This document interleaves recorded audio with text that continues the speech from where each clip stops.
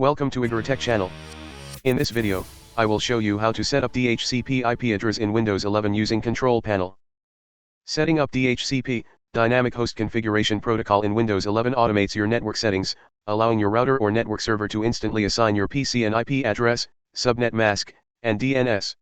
This eliminates tedious manual entry, prevents connection errors, and simplifies managing your home or office network. If your PC network address is set to static and you want to change to DHCP, here's how to do it using Control Panel. On the search box, type Control Panel. Click on the Network and Sharing Center button. Then click on Change Adapter Settings to open network connections. Or you can just press the Windows key plus R to open the Run dialog. Then type ncpa.cpl and press Enter. On Network Connections, right-click on your active network adapter, example Wi-Fi or Ethernet, and select Properties. Double-click on Internet Protocol version 4, TCP/IPv4 in the list.